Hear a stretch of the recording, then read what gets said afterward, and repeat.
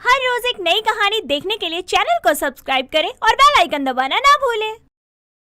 शाम के समय संगीता रसोई में चाय बनाकर चाय देने के लिए अपने सास ससुर के कमरे की तरफ बढ़ती है और दरवाजा खटखटाए बिना ही अंदर चली जाती है तो देखती है कि उसके ससुर चंदेश्वर उसकी सास की साड़ी का पल्लू पकड़कर खड़े हैं।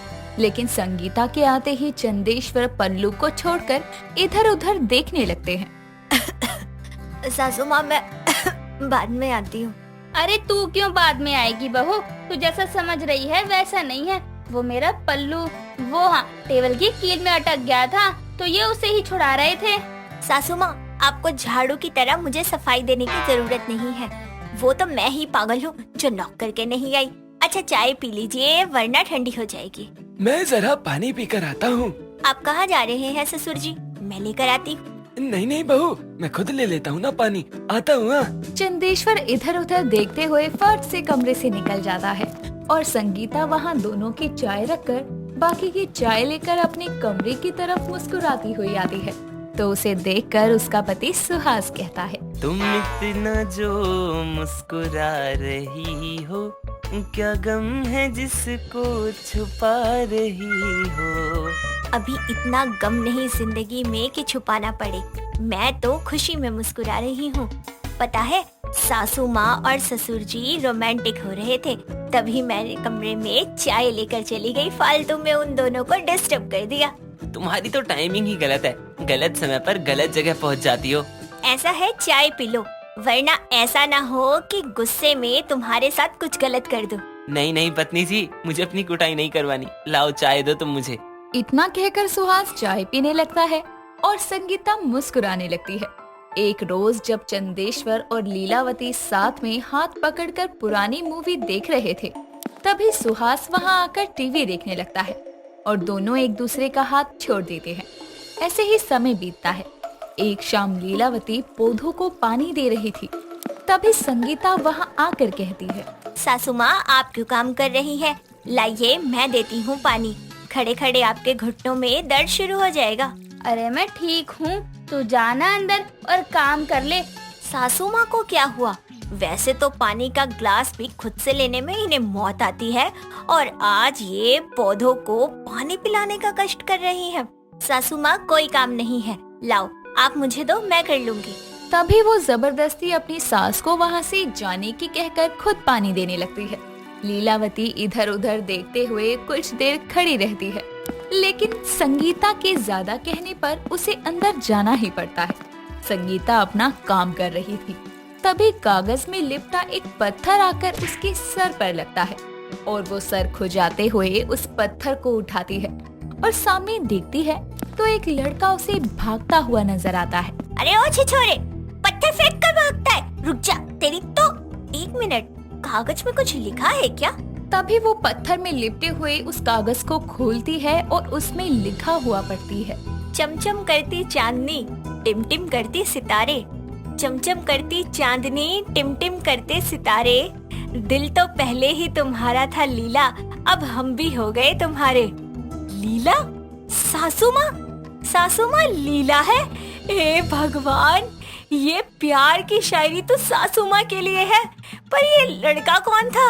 और कहीं सासू माँ उसी के इंतजार में तो नहीं खड़े थे यहाँ? वो बोल ही रही थी कि तभी वहाँ उसके ससुर चंदेश्वर आ जाते हैं और वो उस कागज को उठाकर पौधों के बीच फेंक देती है और उसे बगीचे में देखकर चंदेश्वर कहते हैं, अरे बहू, तुम बगीचे में? यहाँ तो लीला को होना चाहिए था ना। हाँ ससुर जी, सासू माँ यही थी, अभी अंदर गई है। अच्छा। इतना कहकर चंदेश्वर वहाँ से चले जाते हैं और संगीता भी सोचते हुए अंदर चली जाती है। ऐसे ही एक और दिन वो अपनी सास को मंदिर से आते हुए किसी पैंट शर्ट वाले आदमी के साथ पीछे से चलता हुआ देखकर खुद से कहती है, हे भगवान, ये पैंट शर्ट वाला आदमी कौन था सासू माँ के साथ? ससुर जी तो हमेशा कुर्ते पजामे में रहते हैं। अब तो मुझे लग रहा है कि सासू माँ का किसी के साथ अफेयर चल रहा है, लेकिन किससे? लव लेटर फेंक कर भागने वाले लड़के से या इस पैंट शर्ट वाले आदमी से? सुहास को बताती हूँ। अगले दिन वो ये बात अपने पति को बताती है तो सुहास उल्टा उसी पर भड़क जाता है वो सोचते हुए अपने घर के बाहर जा रही थी। तभी बाहर का नजारा देखकर वो वापस अंदर आकर गेट के पीछे छुप कर देखती है कि उसका ससुर हाथ में एक गुलाब का फूल लिए किसी औरत को दूर से ही फ्लाइंग किस दे रहा है, लेकिन किसे ये संगीता नहीं देख पाती। तभी वो भागते हुए बालकनी में जाती है तो उसे एक चमकीली साड़ी पहने औरत वहाँ से जाती हुई नजर आती है और वो अपना सर पकड़ कर कहती है, यानी बस सासू माँ का नहीं, ससुर जी का भी अफेयर चल रहा है किसी के साथ। यार तुम फिर वही बकवास करने लगी। अभी माँ के बारे में बोल रही थी, अब पापा के बारे में बड़बड़ा रही हो। कहना क्या चाहती हो कि तुम्हारे सास ससुर का अफेयर हो रहा है किसी के साथ? धीरे बोलो, पड़ोसी सुन लेंगे तो क्या होगा। अरे जो मैंने देखा अगर तुम देखते तो ऐसे ही कहते। सही कहते हैं लोग, आजकल एक्स्ट्रा मैरिटल अफेयर का तो बहुत ज्यादा ही किस्सा बढ़ गया है। तो मेरे ही घर में है। पागल हो तुम? ऐसा है ना, तो मैं एक बात बताती हूँ, तुम ससुर जी से पूछना और सासू माँ से कान इधर लाओ। इतना कहकर वो उसके कान में एक बात कहती है और अगले दिन वही बात सुहास चंदेश्वर से पूछते हुए कहता है, पापा मैं कह रहा था कि मान लो अगर माँ आपको धोखा देकर किसी और के साथ चली जाती हैं। नालायक। पापा सच में नहीं, मान लो कि ऐसा होता तो आप क्या करते? कुछ नहीं, क्योंकि तेरी माँ ऐसा करना तो दूर सोच भी नहीं सकती। कान के नीचे रख कर दूंगा दोबारा ऐसा लुच्चा सा सवाल किया तो। चंदेश्वर की बात सुनकर सुहास चुप्पी साधे रसोई में जाता है, जहाँ संगीता के यही सवाल अपनी सास से पूछने पर लीलावती कहती है, बहू ऐसा है, हमारा आज के जमाने वाला प्यार नहीं है और तेरे ससुर जी ऐसा करना तो दूर ऐसा करने की सोच भी नहीं सकते। इसलिए कहती हूँ तुझे, शक्ल अच्छी नहीं है, कम से कम बातें तो अच्छी किया कर। हाँ। संगीता भी वहाँ से मुंह बनाकर निकल जाती है और सुहास फिर उसे सुनाता है, जिसके बाद संगीता को लगता है कि शायद उससे ही गलतफहमी हुई है, लेकिन अपनी आंखों देखा वो कैसे झुठला सकती थी। ऐसे ही 2 दिन गुजरते हैं कि रात के समय संगीता खाना खाकर टहलने निकलती है तो देखती है कि उसकी सास बालकनी में मुस्कुराते हुए अंदर आ रही है। फिर वो गली में जाकर नजर घुमाकर देखती है तो एक टकला आदमी उसे दिखाई देता है और वो अपना सर पकड़कर कहती है, मैं तो पागल ही हो जाऊंगी अब पक्का। लेकिन सासू माँ जी को भी अफेयर चलाने के लिए टकला मिला था। अरे इससे अच्छे तो ससुर जी है। उनका खाली नाम ही चंदेश्वर है, लेकिन उनके चांद पर पूरी तरह हरियाली है। लेकिन अब ये बात सुहास को सबूत के साथ बताऊंगी। एक रोज वो अपने पति को जबरदस्ती अपने प्लान में शामिल करके ससुर का पीछा करने की कहती है और खुद अपनी सास का पीछा करती है और दोनों ही एक पार्क में आते हैं, जहां उसके सास ससुर किसी और से नहीं बल्कि एक दूसरे से मिलते हैं और एक दूसरे का हाथ पकड़ते हैं और पार्क में टहलने जा रहे होते हैं कि तभी वो दोनों अपने सास ससुर के सामने आ जाते हैं। बहू, सुहास, तुम दोनों यहाँ कब, क्यों, कैसे? हाथ छोड़िए जी। माँ, हम दोनों आप दोनों का पीछा कर रहे थे क्योंकि संगीता को लगता है कि आप दोनों का ही अफेयर चल रहा है किसी और के साथ। क्या? ऐसा कुछ भी नहीं है। हाँ तो सासू माँ, उस दिन बगीचे में आपके लिए लव लेटर किसने फेंका था? और ससुर जी, आप उस दिन किस औरत को गुलाब का फूल दे रहे थे? क्योंकि हमारे बगीचे में तो गुलाब नहीं उगते। और सासू माँ वो। शांत हो जा बहू।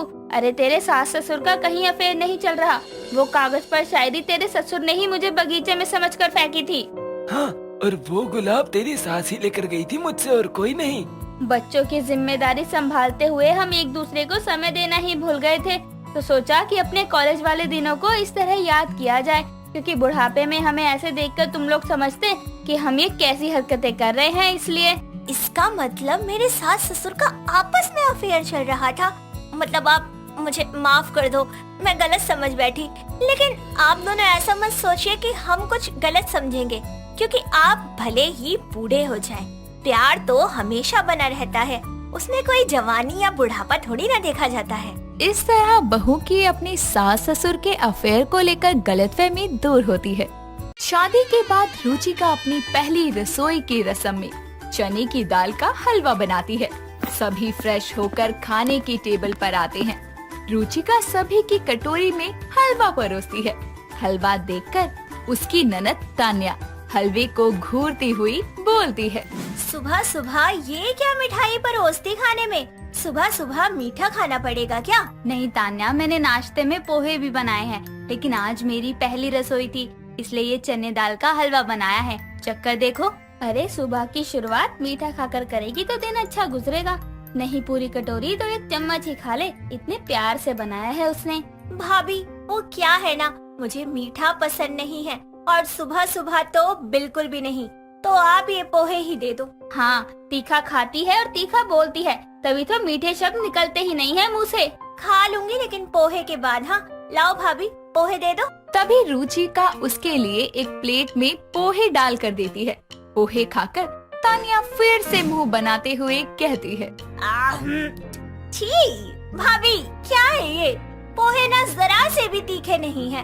अरे कोई स्वाद ही नहीं आ रहा इसमें। जहाँ तक मुझे पता है स्वाद नमक से आता है, मिर्ची से नहीं। और ये क्या नाश्ते के समय नखरे दिखा रही है, ये नहीं खाना, इसमें ये कमी है। चुपचाप जो बना है वो खा लेना। ओहो भैया, मैं इंसान हूँ, जानवर नहीं हूँ। जो मिला खाया और निकल जाऊँ। और वैसे भी तीखा खाए बिना मेरे दिन की शुरुआत ही कहाँ होती है। अच्छा, तो फ्रिज से हरी मिर्ची लाकर परोस दूं ननद जी, उसे ही खाकर पानी पी लेना। पोहे चटपटे बनते हैं, तीखे नहीं। भाभी ये कहो कि आपको बनाने ही नहीं आते। चलो कोई बात नहीं, आपकी पहली रसोई थी तो मैं कुछ नहीं कहती, लेकिन आप एक बात अच्छे से जान लो कि आपकी इस ननद को ना तीखा खाने का बड़ा शौक है। हाँ, तीखा खाती है और तीखा बोलती है, तभी तो मीठे शब्द निकलते ही नहीं है मुँह से। आप लोगों के चक्कर में मैं लेट हो गई, मैं जा रही हूँ, शाम को मिलती हूँ। इतना कहकर तानिया कॉलेज के लिए निकल जाती है।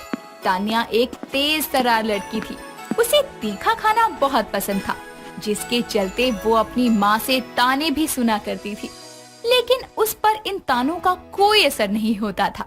अपनी भाभी रुचिका के घर में आने के बाद वो उसे भी तीखा बनाने के लिए कहा करती थी।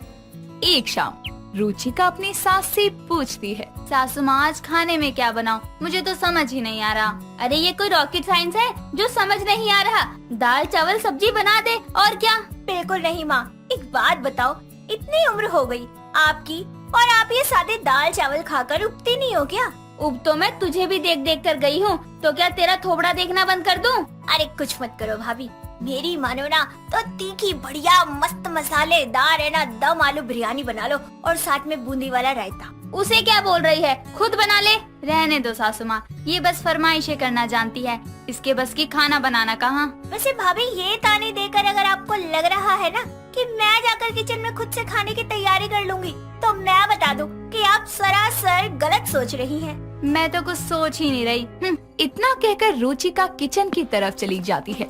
कुछ देर में रुचिका खाना बनाकर अपने कमरे में आराम करने चली जाती है। भूख लगने पर तान्या किचन से खाना लेकर खाने बैठ जाती है। तभी विनीता भी वहाँ आती है और तान्या उसकी प्लेट को साइड करते हुए कहती है, हद हो गई यार, भाभी की दिक्कत क्या है? अरे उसकी छोड़, तुझे क्या दिक्कत है? हमेशा खाने के टाइम पर चिल्लाने लगती है। अब जब खाना ऐसा बनाएंगी तो चिल्लाऊंगी ना। भाभी भाभी। ओहो, घर में ही हूँ, क्यों ऐसे आवाज लगा रही हो मुझे? भाभी क्या है ये? कम दिखाई देता है क्या? खाना है और क्या है। मुझे कम दिखाई नहीं देता, आपको कम सुनाई देता है। ये क्या खाना बनाया है मरीजों जैसा, ना मिर्च ना मसाला। अरे इंसान के गले से नीचे कैसे उतरेगा ये खाना? अरे और दिनों के हिसाब से तो आज मैंने ज्यादा मिर्च डाली है, फिर भी तुम कह रही हो कि तीखा नहीं है। एक काम करो ना, खाने की जगह मिर्ची पाउडर ही चाट लिया करो। अरे बहू, किस बैल बुद्धि को समझा रही है? चिंता मत करो सासू माँ, मैं समझाऊंगी नहीं, अब दिखाऊंगी। तीखा कम है ना ननद जी, रुको रुको अभी आती हूँ। इतना कहकर रुचिका किचन में जाती है और लाल मिर्च का डब्बा लाकर सारी मिर्ची पाउडर उसके खाने में मिलाकर कहती है, ये लो, बिल्कुल तीखा और मिर्च मसाले वाला खाना। इसे खाना और बार बार टॉयलेट के चक्कर लगाना, ठीक? अरे बहू, ये क्या किया? अरे सासू माँ, माना कि लड़कियों को तीखा खाना पसंद होता है, लेकिन आपकी बेटी कुछ ज्यादा ही तीखा खाने की शौकीन है। ये सब आपके सर चढ़ाने का नतीजा है और कुछ नहीं। ऐसी बात है तो अपना ये खाना आप खुद ही खा लो, मैं बाहर से ऑर्डर कर लूंगी। इतना कहकर वो online spicy chilli potato order कर देती है और कुछ देर में खाना आने पर आराम से बैठकर चटकारे लेते हुए खाती है।